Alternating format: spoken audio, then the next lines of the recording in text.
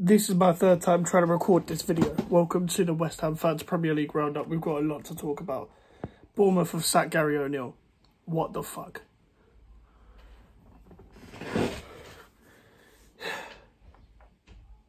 I'm genuinely just in shock on why this has happened. Gary O'Neill was the caretaker after Scott Parker got sacked. His thing, he went on a good run. And then his move became permanent after the World Cup. And obviously Bournemouth had a takeover when Parker got sacked. And they were analysing who could take over at Bournemouth. But they gave the full job to Gary O'Neill. Marcelo Bielsa was a candidate. I think Sean Dyche was up there. I could be wrong. Then when Bournemouth came back after the World Cup, they went on an 8-game losing streak or something like that. There were even chants at the Brentford Stadium chanting, "Gary O'Neill, your football is shit." And then Gary O'Neill turned it around and eventually, well, he got money as well. Got a lot of money in January. Found some gems like Uatara. Don't know whether that was down to him, probably down to the scouting. And I could see what he was trying to do. I could genuinely see what he was trying to do. But there was a lot of gaps in his work because he's still a new manager. And like set pieces was a big factor. But they eventually got over the line in relegation. Bournemouth always get doubted. I don't know why people always looked at Bournemouth as I think it's just because maybe the size of the club, size of the stadium, etc. Like when they sacked Scott Parker, I don't know why people were moaning about sacking Scott Parker. Scott Parker's shocking. Needs to just stay in the Championship forever. And if that, he couldn't even get the best out of Alexander Mitrovic at Fulham. But I'm confused by this one because he got over the line and then maybe these owners are ambitious. Maybe they want to play a brand of football that's different. Maybe they just see a different direction. Maybe they want to go for a foreign coach. They seem quite ambitious, but we will see. Jefferson Lerma's obviously left for Palace on a free. So it'll be a bit of a rebuild for Bournemouth. This will be hard to bounce back maybe, but maybe with the right recruitment, they could get over the line. But we're going to move on. I've talked about this subject 3 times trying to record it. Kai Havertz to Arsenal. Why is this happening?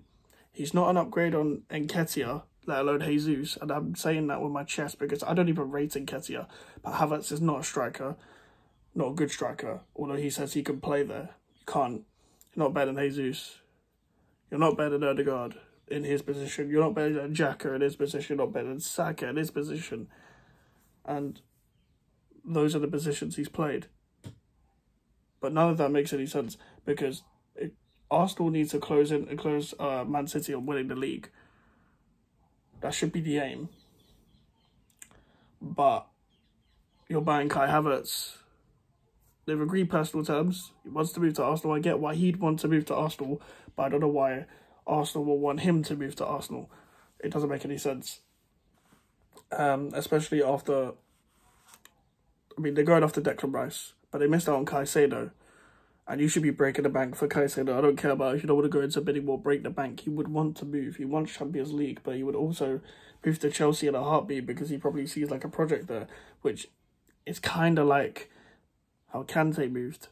It feels like Kante all over again. If you guys don't remember, Arsenal didn't want to pay a certain amount of money, I don't think, or just didn't go after Kante and had the chance to sign Kante, and then they got Xhaka, who ended up being shit up until his last season.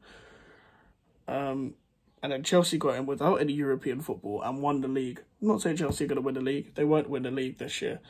But it does feel like that again, where you miss out on those kind of targets, and the Kai Havertz thing doesn't make any sense whatsoever.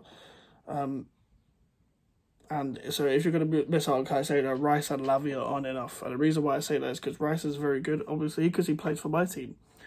But Lavia is still young. You need someone like Thomas Partey to like nurture him there. So I wouldn't sell Thomas Partey because that's what the rumours are. And also, I think they're only taking like a certain offer for Thomas Partey, but it's seriously being considered with 2 years left on his contract. But the ball's still in your court in that case. Just maybe have him for an extra year, then maybe sell him next year. but I don't understand what Arsenal are trying to do, but whatever.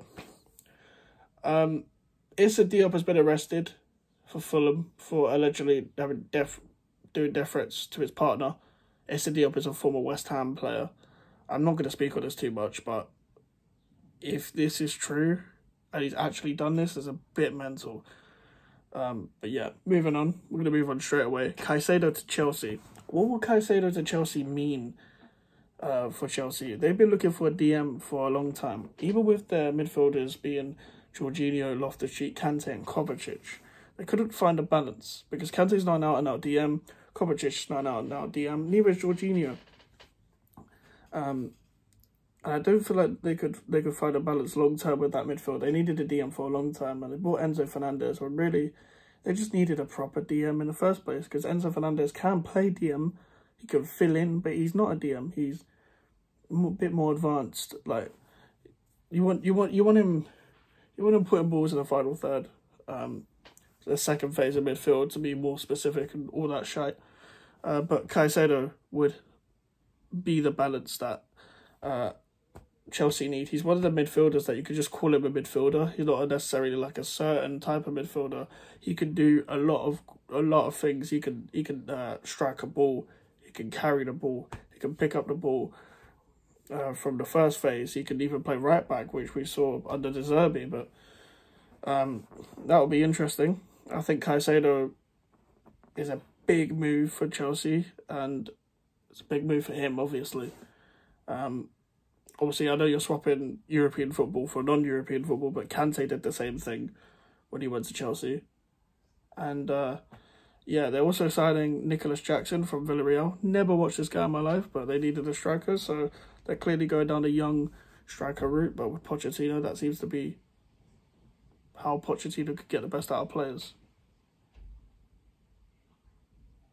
And a young striker is perfect for that.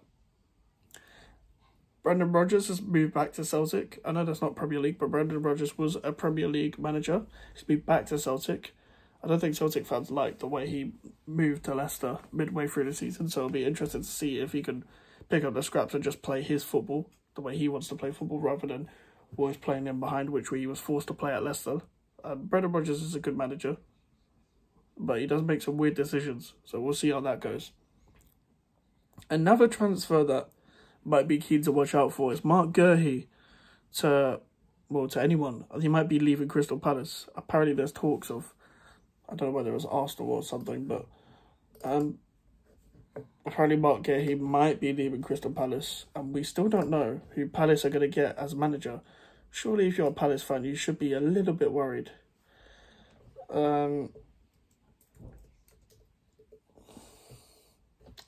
Surely you would be a little bit worried that you're not getting a manager right now. What I mean by that is the fact that they've had a long time to find a candidate. Now, I knew there was some interest in Arne Slot. Picking Graham Potter would be the biggest villain arc in Graham Potter's career after moving, because obviously Palace and Brighton don't like each other, and I think Potter would do well there. And I'm all ears to that. If I'm honest, I'm all ears to that because I would like to see the carnage, and that would spice up the Palace Brighton game even more. Apparently, Tottenham are interested in Mark Guehi, but apparently it's a big asking price, according to Alistair Gold, which is a correspondent for Tottenham. I'm not going to read anything by the Daily Mail, but if I was Palace and I lost Guehi, I would just go and pick up someone like Bella Kotchap or Salisu. It was quite an easy replacement because they're both good players. But yeah, a lot is going on. A lot is going on without a lot going on. But I have to talk about all of this very quickly because I don't know why so much is going on like this. James Maddison has got interest from Newcastle and Tottenham. Obviously, West Ham are monitoring the situation, which doesn't mean anything. But anyone that picks up James Maddison is transforming their midfield. I think a lot of Tottenham fans are already getting a bit ahead of themselves that they're already going to get James Maddison. They've been linked for James Maddison for about 2 years. And obviously, Conte rejected him because if you can pass the ball forward, then you can't play under Antonio Conte. But anyway, that'll be it. I know there's more transfer news about the Saudis picking up so many players, like Ruben Neves, for example. I don't know why Ruben Neves is going there, apart from money, I get it.